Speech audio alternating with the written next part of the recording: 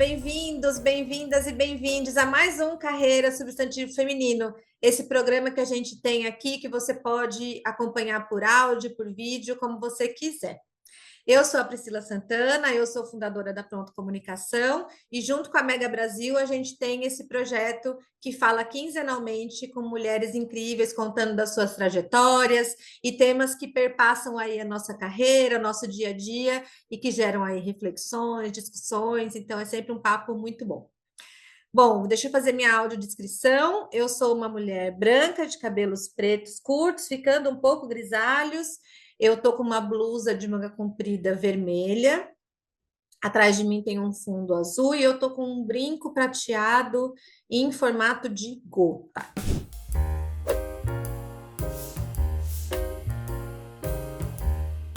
Bom, vamos começar falando sobre a minha convidada de hoje, é a Luciana Carmo. Ela é empresária, conselheira, palestrante e fundadora da We Business Experience, conectando pessoas e empresas em jornadas transformadoras ao redor do mundo.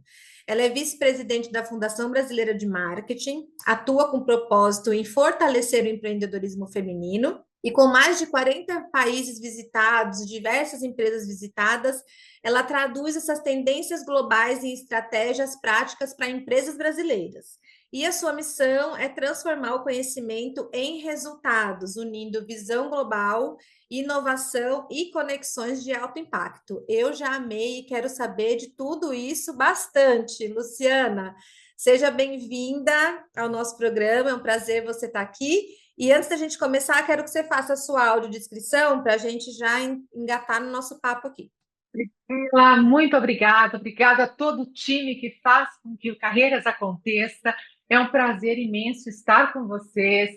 Eu sou a Luciana Carmo, podem me chamar de Lu Carmo. Eu vou fazer a minha audiodescrição. Eu uso um blazer cinza escuro, sou morena alta, tenho os cabelos no ombro castanhos, falo sorrindo.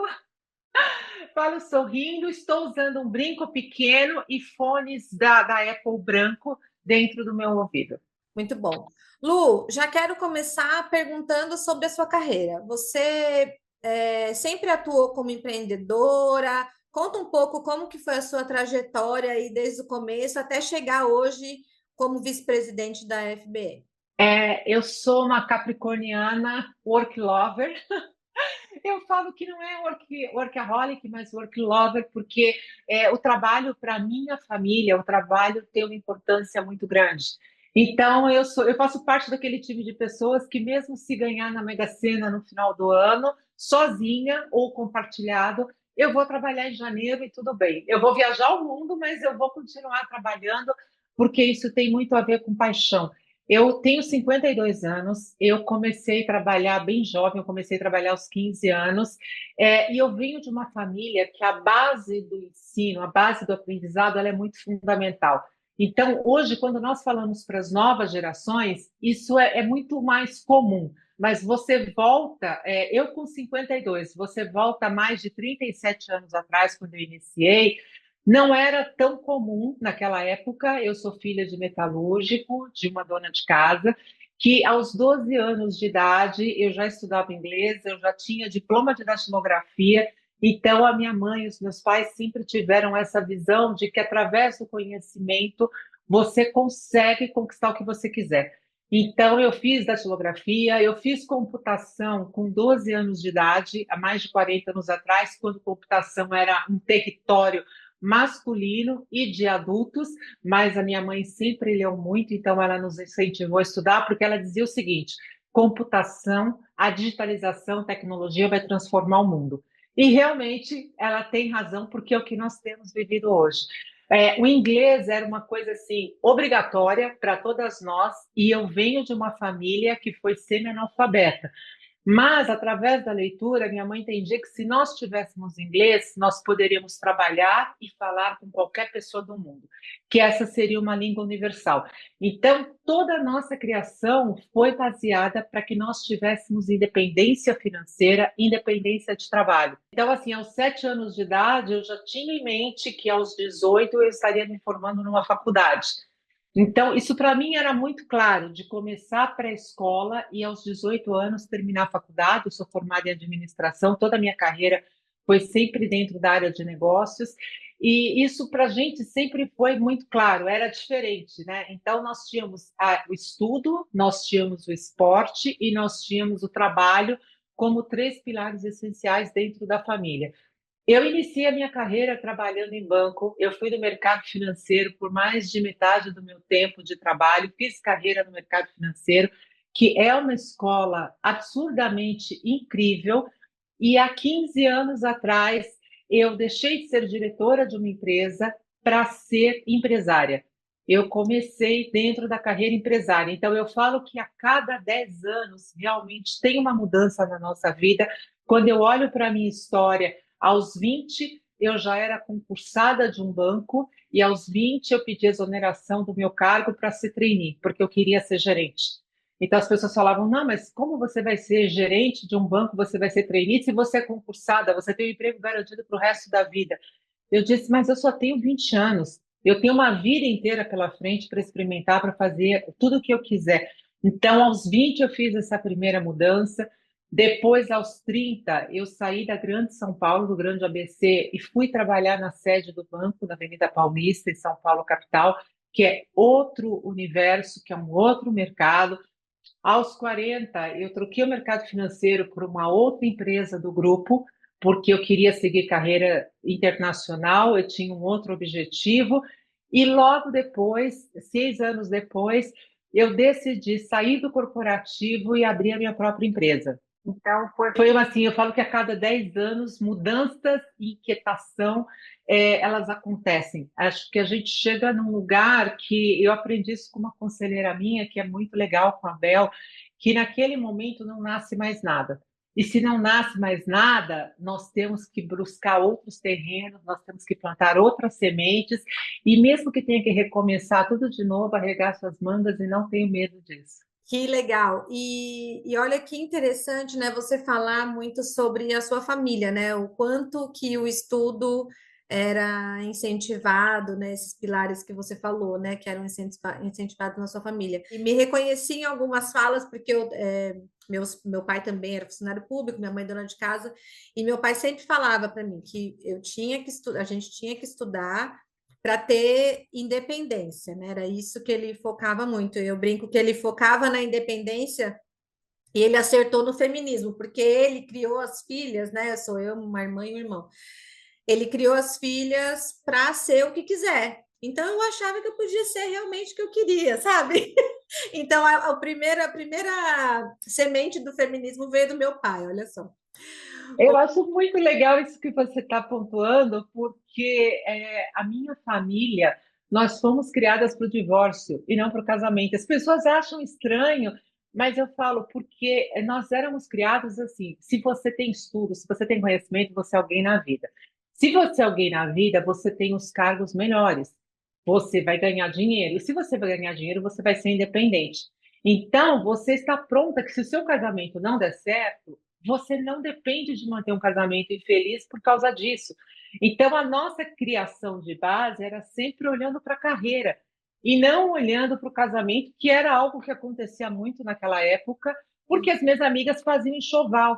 Então, elas não entendiam por que que eu estava fazendo computação, datilografia, treinando natação, indo para competições, e elas estavam montando enxoval, e eu não conseguia entender aquela lógica. Mas cada um vai fazendo as suas Claro. escolhas, isso é o mais rico da vida. Claro. Inclusive, a gente tem um episódio aqui no programa que a gente conversou com a advogada Laura Brito e ela fala muito sobre independência financeira, violência patrimonial, e uma das coisas que ela fala é isso: a independência financeira ela te livra de situações abusivas, né? Então, quem não viu esse episódio, veja Laura Brito falando sobre violência patrimonial, é muito bom. Lu, me fala uma coisa, então você criou a sua empresa e aí como você chegou na vice-presidência da FBN? A minha empresa, ela nasceu, apesar de eu ser da área de administração, ela nasceu muito diferente do que nascem as startups hoje. Ela não nasceu com plano de negócio. A minha empresa começou numa viagem, meu ex-marido é da área de varejo, eu viajava com ele, participava de congressos, e aí esse meu lado Caxias, de ir para congressos, de participar, de assistir, eu comecei a gostar muito disso. E eu percebi que tinha um nicho de empresários, tinha um nicho de brasileiros que viajavam, e que eles não eram tão bem assistidos como poderiam ser. Então, a minha empresa ela nasceu primeiro executando uma viagem internacional para um grupo de empresários brasileiros, foi para empresários do setor de irrigação. Eu não sou engenheira, não sou da área de irrigação, não sou da área técnica, sou da área de vendas, eu sou da área de comunicação. E eu abracei esse cliente para realizar esse projeto de irrigação. Foi um dos projetos mais marcantes da minha vida e foi um grande aprendizado. Foi uma confiança do nosso cliente, foi uma confiança daqueles empresários e eu realizei esse projeto. Então, a razão social da empresa, o nome, a marca, tudo isso saiu primeiro. Eu comecei trabalhando, comecei executando. Sempre gostei de outros idiomas, sempre gostei de conectar pessoas. Então, nos últimos 14 anos, é isso que eu tenho feito da minha vida. Eu conduzo empresários pelo mundo, participando de congressos, visitando feiras, realizando programas em universidades e traduzindo essas melhores práticas para o resultado dessas empresas aqui no Brasil. Então, e isso depende de algo que é muito importante, que é o networking. E é uma base de família. Hoje você fala de networking de várias formas. E eu tenho uma forma muito simples, que isso veio desde o meu avô materno. Se você tem amigos, você tem todas as portas do mundo abertas. Você não precisa ter dinheiro, mas você precisa ter amigos. E a partir daí, para a gente, isso é muito natural, de conectar, de conhecer as pessoas. Em 2018, eu fui selecionada na FGV para poder participar de um programa chamado Itaú Mulheres Empreendedoras, que era um programa de desenvolvimento com os professores da FGV, com os nossos negócios. E foi um programa maravilhoso. Eu ganhei de presente, além de todo o aprendizado, além de estar com a FGV, com o pessoal do Itaú, mas eu ganhei amigas assim. Eu tenho uma amiga irmã também, Luciana, que é para o resto da vida. Então, para mim, foi um programa muito importante. E em 2018, eu comecei a olhar o empreendedorismo feminino. Porque até então eu não usava muito rede social, sempre fui uma pessoa que usei pouco rede social, eu dizia assim, mas eu não sou famosa, não sou artista, eu não preciso usar rede social. E na FGV eu comecei a aprender com os meus professores que o que eu fazia tinha uma importância e o que eu fazia tinha um impacto para as mulheres. Principalmente porque o meu forte são duas áreas, que é o financeiro e que é a área comercial, e que dentro do empreendedorismo feminino essas áreas são um desafio. Mas, para mim, como eu cresci dentro de banco, eu cresci amando matemática, eu cresci gostando de me relacionar com as pessoas. Então, isso para mim é algo natural. E eu achava que todo mundo era assim, que todas as empresas funcionavam dessa forma. E a partir de 2018, eu comecei a entender que dentro do universo do empreendedorismo feminino, algumas coisas eram diferentes. E os meus professores foram me alertando, falou, Luciana, começa a compartilhar esse conteúdo, começa a falar sobre as viagens. Quantas mulheres no Brasil passam 6, 7 meses viajando pelo mundo? Quantas mulheres participam de tantos congressos, conhecem tantas empresas, viajam com tantos empresários? Isso não é tão comum assim. Falei, mas isso é meu trabalho, é o meu dia a dia. Mas esse dia a dia tem importância para outras mulheres. E a partir desse insight, eu comecei a participar voluntariamente de alguns grupos aqui no Brasil. Então, hoje, eu participo da Rede Mulheres Empreendedora como mentora voluntária, participo do programa de Fiesp, que é de desenvolvimento de lideranças femininas na indústria, sou Winning Women, que foi um outro programa maravilhoso que eu participei da Ana Chang. Então, nós temos hoje mais de 150 iniciativas formais de grupos de mulheres dentro do Brasil, para todos os setores e para todos os segmentos. Então, na medida do possível, eu vou me conectando com os grupos, vou compartilhando aquilo que eu sei e vou participando. E no ano passado veio o convite do Claudio Cons, que é o presidente da Fundação Brasileira de Marketing, para que eu assumisse a vice-presidência mulher, para que nós trouxéssemos esse desenvolvimento, esse olhar do trabalho mulher para a Fundação Brasileira de Marketing. E aí eu vou contar um pouco para vocês entenderem. A Fundação Brasileira de Marketing tem mais de 50 anos, ela passou alguns anos adormecida, e essa nova diretoria, esse novo olhar que nós trouxemos, é muito legal porque são pessoas que têm o aprendizado como propósito, que têm as conexões como propósito. Então, ele conseguiu reunir um grupo de vice-presidentes, diretores, que nós temos essa base muito próxima, independente do cargo que cada um ocupa, mas o fundamento, a essência é muito próximo. E aí, quando nós começamos a desenvolver esse trabalho, a Fundação ela é guardiã dos cases da história do marketing dentro do Brasil. Lu, muito legal você falar sobre essa atuação da FBM. Eu vou para o intervalinho, a gente volta já já e eu quero que você continue falando sobre isso, tá bom? A gente volta já já.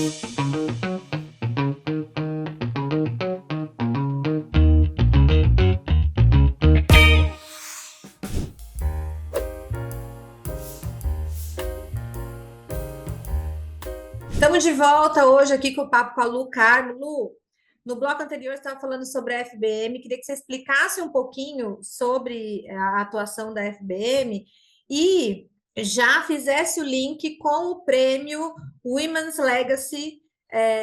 Explica um pouco para a gente essas duas atuações aí. A Fundação Brasileira de Marketing, hoje, ela é a guardiã dos cases da história do marketing dentro do Brasil. E qual é o nosso propósito? Nós temos algo em comum, todos os vice-presidentes que estão lá, que é a questão do aprendizado, que é a questão de compartilhar, que é a questão de dividir. Como é que nós conseguimos dividir isso com o mercado, tanto o mercado acadêmico como o mercado corporativo? Através da realização dos prêmios, reconhecendo os cases estratégicos de marketing. Então, as empresas se inscrevem, não pagam, não tem nenhum custo para poder inscrever um case, elas são reconhecidas pela fundação dentro dos critérios de aprovação desse case, e esse case, essa melhor prática de marketing, ela sobe para o acervo da Fundação Brasileira de Marketing. E aí, tantos alunos, tantos profissionais do setor de marketing, como as outras empresas, podem se inspirar. Então, o Women's Legacy, ele nasceu desde desse meu envolvimento, a partir de 2018, dentro do empreendedorismo brasileiro, e eu viajo muito para outros países, acompanho iniciativas que são feitas fora do Brasil. Como é que nós poderíamos criar algo aqui no Brasil que pudesse dar visibilidade, que as empresas pudessem contar as suas histórias do que elas têm feito? Hoje nós temos no Brasil muitas premiações e muitos reconhecimentos para as mulheres que são destaque, para as mulheres que fizeram, que tomaram uma iniciativa, que realizam algo. Mas como é que nós vamos reconhecer a equipe da empresa que participa e a empresa que tem isso como prerrogativa, a empresa que olha para o mercado, olha para o universo feminino, olha para todas as mulheres como uma base de equidade, como uma base de negócios. Então, surgiu de querer fazer algo mais disruptivo, trazer os cases dessas empresas para que outras empresas possam se inspirar no mercado. E dessa forma, eu falo, né, é uma liderança que inspira e um legado que constrói, porque nós conseguimos, de grão em grão, trazer as empresas e trazer os cases. A premiação ela foi desenhada considerando 3 categorias. Uma categoria são as empresas que desenvolveram produtos e serviços para todas as mulheres, para o universo feminino. Uma segunda categoria é de diversidade e inclusão. São as empresas que efetivamente têm como meta aumentar o número de mulheres dentro da empresa e dentro dos cargos de liderança. Por quê? Muitas vezes você vai ouvir, nós temos uma meta de aumentar a base de mulheres dentro da empresa, mas no primeiro cargo inicial, nos cargos de base, não nos cargos de gestão e nos cargos de liderança. Então, o objetivo é reconhecer essas empresas que têm essas práticas para que possam inspirar as outras empresas. E o terceiro grupo, o terceiro projeto que a empresa pode se inscrever é valorizando as empresas que trabalham com fornecedores, que no mercado é chamado de fornecedores de empresas de minoria, que são empresas fundadas por mulheres, empresas fundadas por negros, indígenas, é, quais são as empresas que trabalham com essas empresas? Não porque eu sou uma fornecedora, eu sou dona de uma empresa de mulher, mas dentro de uma condição de qualidade, de serviço, de entrega de produto, entre comprar de uma grande empresa, de uma média empresa, eu vou dar oportunidade de comprar de uma empresa de mulher para poder fomentar esse negócio.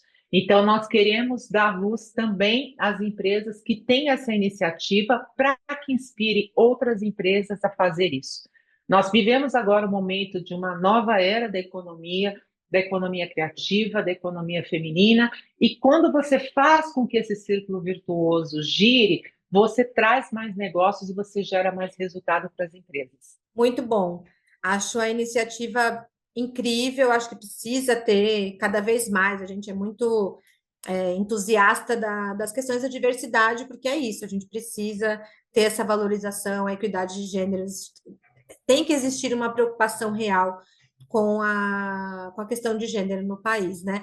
E aí, falando sobre isso um pouco, até falando pegando esse recorte do marketing que você falou, né, dessas iniciativas, tem um estudo feito pela Circana, em parceria com uma instituição chamada Anna See Her, que trouxe à tona dados sobre a importância da representação feminina na publicidade e seu impacto direto nas vendas. Essa pesquisa destaca que campanhas que retratam mulheres de forma precisa e positiva podem impulsionar as vendas em até 10 vezes, o que é um salto significativo, né, em comparação ao crescimento de 5 vezes registrado em 2019. A publicidade e a mídia, elas têm um papel fundamental, né, na quebra desses estereótipos. O estudo até aponta algumas narrativas que priorizam empoderamento, crescimento pessoal, autorrealização, mas apesar de ter esse avanço, a gente ainda vê muito, né, retratado no marketing alguns estereótipos, né, com relação às mulheres. Quais são as suas impressões com relação a isso? A gente vê que algumas propagandas mesmo são muito estereotipadas. Inclusive, tem uma pesquisa que fala que 70% dos entrevistados afirmam que as mulheres tendem a ser representadas como cuidadoras, e 63% apontam as mulheres com papéis secundários. Como se fala, né, dessa atuação do marketing da FBM, como que você vê esse cenário? Você vê isso, algum avanço? Você acha que essas iniciativas ajudam esse cenário a melhorar?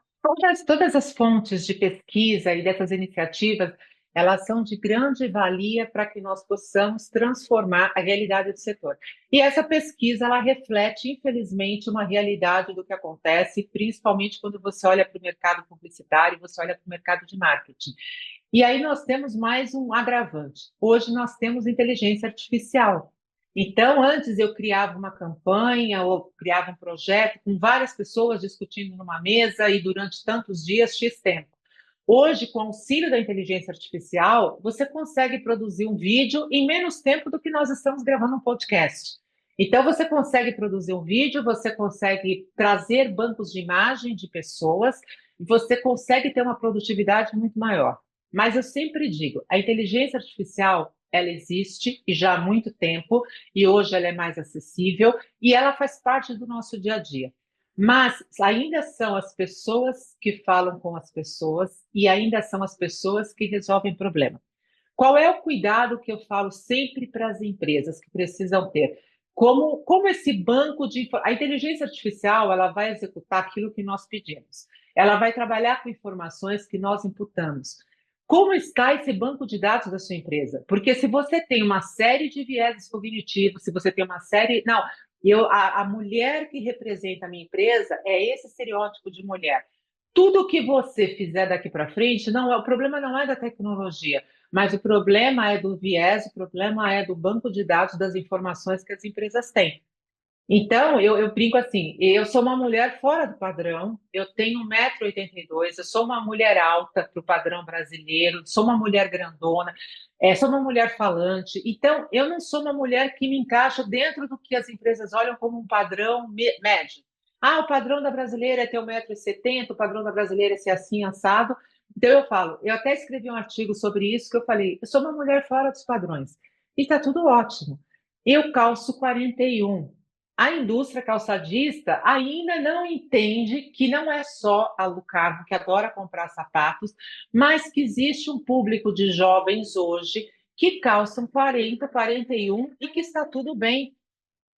Então, assim, que 37 ou 38 não é mais o padrão de calçados das mulheres brasileiras, porque você tem mulheres que calçam 33, 34, e você tem mulheres que calçam 40, 41, 42, que são as mulheres mais altas, e está tudo certo. Então, é muito legal quando nós podemos dar luz a isso. Nós podemos trazer, uma das ideias do prêmio, de quando nós começamos a discutir a realização do Women's Legacy, é dar luz às melhores práticas, porque as empresas que hoje estão olhando para todas as mulheres, e aí quando eu falo todas as mulheres, são as mulheres que nasceram mulheres e as pessoas que hoje se identificam também como mulheres, as empresas elas abrem a mente. Não dá para você ter o mesmo estereótipo de pessoa tomando decisão, aprovando projeto, aprovando uma campanha, como se nós estivéssemos nos anos 80, nos anos 90, nos anos 2000. O mundo mudou. Então, é um trabalho de formiguinha que nós começamos a fazer dentro da Fundação. Nós temos uma atuação muito forte, como com a Silvia, que é uma profissional da área de diversidade e inclusão, inclusive fez um manual do que as empresas não devem fazer. Porque normalmente você sempre vai, as empresas devem fazer isso, são 10 passos para isso. Então ela criou um manual do que as empresas não devem fazer, realmente para que a gente possa dar luz a essas questões.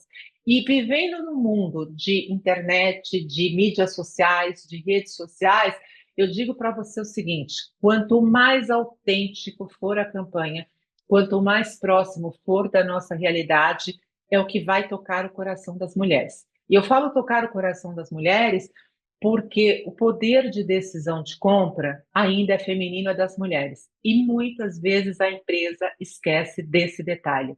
Da onde vem o dinheiro? Da onde vem a decisão se eu vou aplicar o dinheiro na sua empresa, se eu vou comprar o seu produto ou se eu vou comprar do seu concorrente? Não, perfeito. A gente acredita muito nesse movimento aí também, porque as empresas precisam entender de uma vez por todas que diversidade não é ser legal, não é ser boazinha, é necessidade de negócio, é inovação, é pensar no seu público consumidor, porque você tem consumidores diversos, né? E aí a gente também tem um outro movimento, que aí é um papo com outro programa, que são as equipes internas, né? Se essas equipes internas do marketing, por exemplo, não forem diversas, elas não vão conseguir alcançar essa diversidade para conseguir passar essa informação, né? Então, são desafios aí muito grandes, né, que a gente tem pela frente. Eu preciso fazer um outro intervalinho. Vamos voltar já já com essa conversa aqui com a Lu.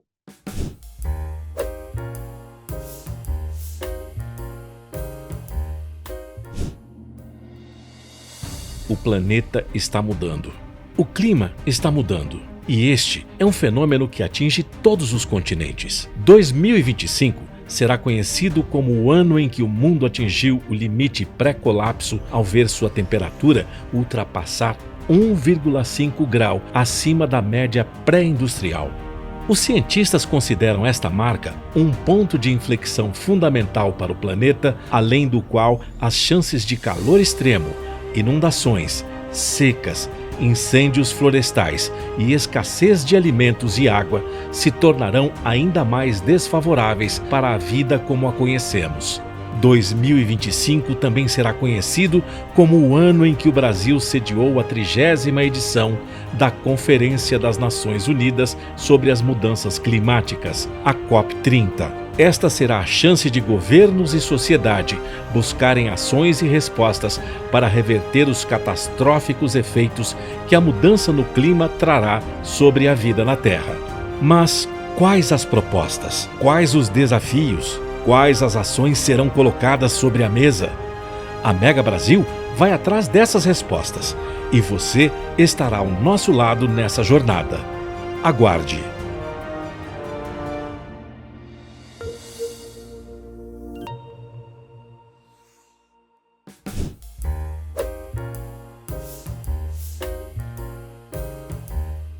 Estamos de volta aqui para o último bloco com essa conversa aqui com a Lu.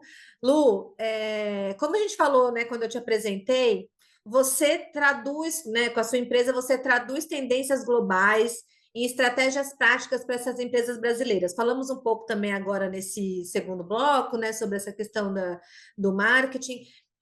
Quais são as principais tendências aí em marketing e comunicação que você tem visto nesses países todos que você visita e que você pode compartilhar com a gente? O que tem mais chamado a sua atenção? O que mais tem chamado a minha atenção é que hoje o marketing mudou de mãos. Quando eu falo que o marketing mudou de mãos, nós visitamos empresas em janeiro em Nova York que eles tiveram as vendas alavancadas por jovens que foram na loja e fizeram vídeos através do TikTok. Então, até um tempo atrás, seria algo totalmente fora do escopo do planejamento estratégico de marketing convencional como nós tivemos. No bloco anterior, você comentou sobre a questão da diversidade dos times de marketing. Isso, em alguns países, nós já temos olhado, nós já temos visto isso. Quanto maior for a diversidade, melhor você vai ter resultado, você vai conseguir atingir o seu cliente. Primeiro, a empresa precisa entender quem é o cliente, para quem que ela serve, qual é o meu público-alvo. Não dá para eu querer atender todo mundo, vender para todo mundo e fazer tudo igual para todo mundo. Quando você sabe exatamente qual é o nicho, qual é o perfil, qual é o público, você se especializa, você entende o comportamento dessas pessoas. E as pessoas não querem, nós como consumidores, não queremos mais ser entendidos como eu faço parte deste grupo, eu faço parte dessa panela. Não, eu sou a Lu Carmo, eu sou um ser individual que tem os meus gostos, as minhas preferências e quero ser atendida, senhora empresa, da forma como eu gosto. Eu quero ter os produtos da maneira como eu gosto. Nós temos um outro fator que aí não é só Brasil, é mundo. Nós nunca tivemos tantas gerações trabalhando de forma diferente. Então, cada vez mais, eu trago um outro ponto que a gente vai deixar para um outro bate-papo, que é sobre a longevidade, mas até 2030, nós estamos entre os países que mais têm pessoas acima de 60 anos. Nós temos renda com as pessoas acima de 60 anos. As pessoas acima de 60 anos, e eu me incluo, porque daqui quase 7 anos eu serei uma pessoa de 60 anos, essas pessoas viajam, essas pessoas praticam esporte, essas pessoas saem de casa, essas pessoas também querem ter vida social, e as empresas precisam ter esse olhar. O que você vai fazer para os jovens, o que você vai fazer para os milênios, para a geração X, para a geração Z, mas o que também nós estamos fazendo e construindo, olhando para a longevidade, olhando para um público que tem dinheiro, para um público que tem tempo e que tem disponibilidade e que ainda quer aproveitar a vida. Perfeito. E eu quero, para fechar, eu queria que você desse um conselho para as mulheres que estão começando a empreender, que já estão empreendendo, já que você atua também nessa área. Olha, para vocês que até antes de começar a empreender, porque é uma coisa que eu lido muito no dia a dia, com as mulheres em transição de carreira. Eu sei que não é fácil para você deixar o seu emprego, deixar o conforto de ser CLT, com todos os benefícios, e começar a empreender. Empreender é um outro jogo. Empreender é 24/7. Você não separa sábado e domingo da segunda-feira, da terça ou da quarta. Então, empreender, muitas vezes, a mulher vai para o empreender pela necessidade, E muitas vezes ela tem o poder de escolha de ir pela paixão, que é o melhor caminho. Não tenha medo, não tenha coragem, você vai ser desafiada todos os dias. Mas você tem que ter em mente assim, olha, quando você está empreendendo, diferente de trabalhar dentro de uma empresa, diferente de ter uma carreira, que você tem uma rede de apoio, quando você vai empreender, muitas vezes você começa de forma solo. Você constrói a sua equipe, você constrói o seu planejamento, você constrói a sua empresa e tudo bem.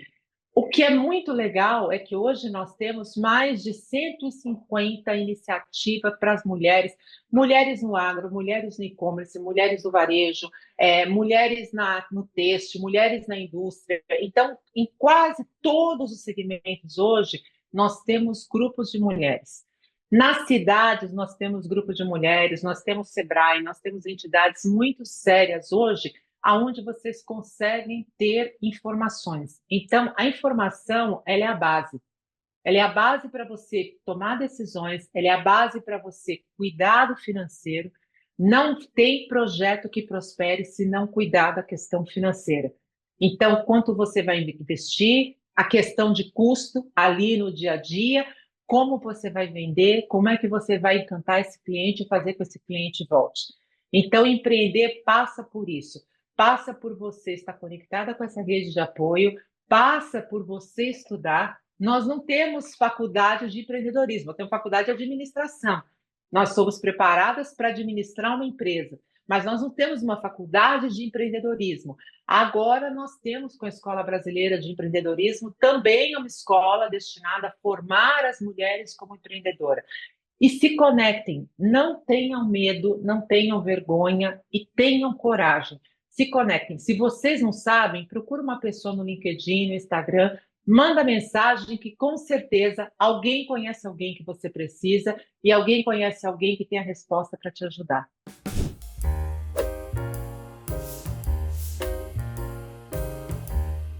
Maravilhoso, amei o conselho.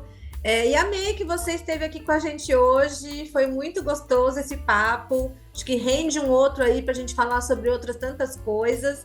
Muito obrigada por você ter participado. E muito obrigada a você que acompanhou mais um programa Carreira Substantivo Feminino, que teve o roteiro da Juliana Ribeiro, a edição do Vitor Rocha, e que está aí, a cada 15 dias, trazendo uma mulher aí para dividir as suas conquistas, seus desafios e provocar reflexões aí na gente. Sigam a Mega Brasil, sigam a Pronto Comunicação. Lu, onde que as pessoas te acham para ver os seus conteúdos, o que você anda publicando? Meu Instagram é @lucarmooficial e o meu LinkedIn, Lucarmo. Foi um prazer estar com vocês. Um beijo grande, muita luz, muito sucesso em cada decisão e muita coragem para cada uma de vocês. Obrigada pelo convite. Eu que agradeço. E a gente se vê no próximo episódio. Até lá, um beijo. Tchau, tchau.